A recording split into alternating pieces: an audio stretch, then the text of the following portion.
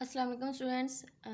Elementary number 3 का exercise 4.2 का next हम क्वेश्चन 9 करते हैं कि if p is prime number just such that n जो है वो लेस देन है p और p जो है वो लेस देन 2n है, तो देन जो 2n है यानी कि NCR N C 2NCN congruent है 0 मोड p। ठीक है, तो NCR का ये फार्मूला होता है ना, मैं इसको मैंने ओपन कर दिया, इसको मैंने कह दिया 2n factorial n factorial 2n-1 सो 2n-n फैक्टोरियल। ठीक हो गया। इसको जब मैंने नेक्स्ट सोल्व किया तो मेरे पास n फैक्टोरियल आ गया। ठीक है, तो जब ये इसको मैंने कम करके n फैक्टोरियल तक लेके गई हूँ तो इसको मैं जा सकता है ना, क्योंकि n फैक्टोरियल से फिर n-1 फैक्टो n-2 से और भी हम लेस कर सकते हैं, लेकिन डिनोमिनेटर्स के इक्वल आए हैं तो n फैक्टोरियल से n फैक्टोरियल कैंसर, ये वाला जो n फैक्टोरियल है ये इस साइड पे जाके मल्टीप्लाई हो जाएगा। इसको हम वापस क्लोज कर देते हैं। ठीक हो गया। इसको मैंने वापस उसी टर्म को मैंने क्लोज कर दिया, तो मेरे पास 2n-1 n+1 ये मेरे पास इक्वेशन 1 आ गई। जैसे हमें को इक्वेशन गिवन है कि कंडीशन गिवन है कि n लेस देन है p और लेस देन है 2n, तो जो p है वो प्राइम नंबर है। ठीक है, then must p one factor of, ठीक है, जब there exist p prime such that p must be one of the factor of, ठीक है, यानी कि इस टर्म में से किसी एक का वो फैक्टर होगा। ठीक है, यूनिकनेस की वजह। ठीक है, या इसको हम इसको अरेंज करके अगर लिखें तो n+1 को, यानी कि इसको हम असेंडिंग ऑर्डर में अगर रिप्लेस करें, इसको अरेंज करें, तो हमें पता है कि जो n+1 है वो ग्रेटर देन होगा n को। ठीक है, जो इनके जो p है वो डिवाइड करेगा इनको, अगर वो किसी एक फैक्टर के इक्वल है तो वो p मस्ट डिवाइड करेगा। ये हमने रोलरी भी पढ़ी है। ठीक है, तो ये हमारे पास यानी कि p इसको इस फॉर्म में लिख दिया ना कि a डिवाइड b, तो b is equal to a के, जो ये k होता है ये किसी कोई इंटीजर्स होता है। ठीक है, इन द सेम वे इसको हमने कर दिया, तो p जो है वो ग्रेटर देन n है अकॉर्डिंग टू दिस कंडीशन।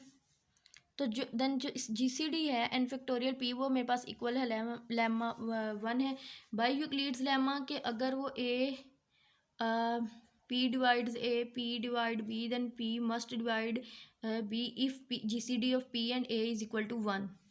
ठीक हो गया, तो then n factor is equal to p k prime.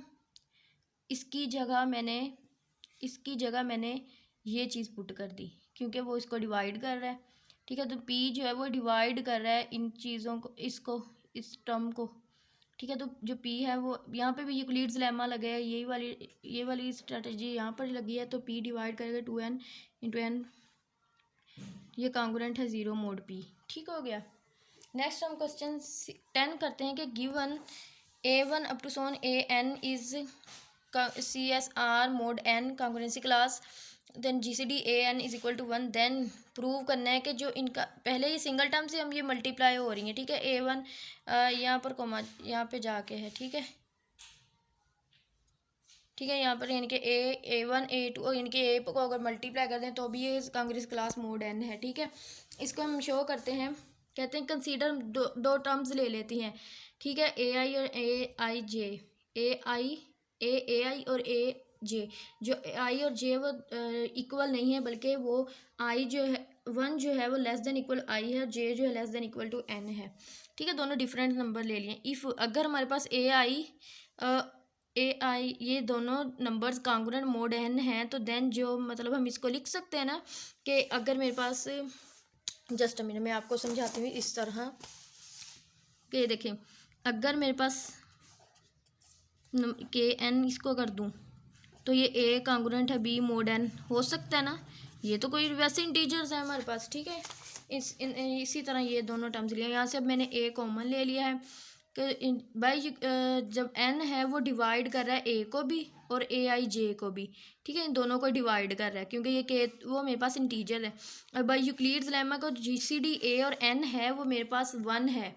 ठीक है, यानी कि n किसी एक को भी डिवाइड करेगा, या a को या ai j को। जब अगर हम GCD a और an को कह दें 1 है, तो जो n है वो डिवाइड इन ये दोनों को कर देगा। ठीक है, तो ये हमारे पास आ गई कंट्राडिक्शन दोनों। मैंने तो यहाँ पर ठीक है, ये मेरे पास डिफरेंट नंबर्स आ गए। ठीक है, जब ai not equal to ai j, ठीक है, यानी कि इनकॉन्ग्रुएंट होंगे मेरे पास। ठीक हो गया। अब नेक्स्ट है कि वेरीफाई डैट 0 1 2 2 का स्केयर 3 का 2 का स्केयर, 2 का क्यूब, 2 का 4 अप टू 9 तक है, form a complete set of residue mode 11। But अगर हम 0 1 का स्केयर, 2 का स्केयर, 3 का स्केयर, ठीक है, इस तरह कर दें कि वो हमारे पास रेजिड्यू कंप्लीट रेजिड्यू क्लास नहीं होती। ये चीज़ हम लोगों ने प्रूव करनी है कि वो ठीक है। पहले मैंने ज़ीरो लिया, zero congruent zero, one congruent one, जैसे उन्होंने गिवन दी हुई थी 0 1 2 3, ठीक है। सॉरी ज़ीरो, मैं आपको पीछे दिखाती हूँ क्वेश्चन में, मेरे पास 0 1 2, ठीक है, ये वाली टर्म्स का ना हम लोगों ने एज अ ए पुट कर लिया है, ठीक है। और इनको बी, इनका जो मतलब पावर्स के आंसर आते हैं उनको मैंने बी पुट कर 11। अब जो 16 हो गया, ये तो सिंपल था ना, 16 आ गया। अब 16 को 11 पे डिवाइड करेंगे तो रिमाइंडर 5 आया मेरे पास, यहाँ मैंने 5 लिख दिया। 32 इन द सेम वे तो -1 करेंगे, ठीक है, -1 आ जाएगा। 33 करेंगे तो -1 रिमाइंडर, जो -1 है ये मेरे पास 11 की क्लास में हम इस तरह इसको लिख सकते हैं ना, -11 + 10, तो ये -11 जो इसकी क्लास में चला गया तो ये 10 एज इट इज़ आ जाएगा, ठीक है। इन द सेम वे हम ऐसे कर लेंगे। बहुत ईजी क्वेश्चन है, इसको आप खुद देख लें। जब हम इसको मैं करवाती हूँ कि जब इसको हम करेंगे 0 1 का स्केयर, 2 का स्केयर, 3 का स्केयर, डोंट फॉर्म कांग्रेसी क्लास। जब 0 का स्केयर 0 लिया, 1 का स्केयर लिया, 2 का स्केयर लिया, 3 का स्केयर, ठीक है, इस तरह किया, तो जब ये इस वहाँ से आपको पता लगेगा कि कांग्रेंसी क्लास क्यों नहीं है। जब 4 का लिया तो 5 रिमाइंडर आ गया। जब 5 का स्केयर लिया 25 मेरे पास 22 तो रिमाइंडर 3 आता है। जब 6 का किया 36 तो रिमाइंडर 3, ये देखें, इस वजह से दोनों का रिमाइंडर जो है मेरे पास 3 आता है, यानी कि दोनों सेम क्लास में बिलोंग करके, तो ये 0 यानी कि दोनों का रिमाइंडर 3 आता है, तो इस वजह से ये मेरे पास वॉयलेट्स कंडीशन है, ठीक है, कांग्रेसी क्लास में। अब नेक्स्ट क्वेश्चन 14 करते हैं कि कहते हैं कि give an example to show that a k congruent है b k mod n and k not congruent है j mod n, need not apply that a की पावर जे कांग्रेंट बी की पावर जे मोड एन।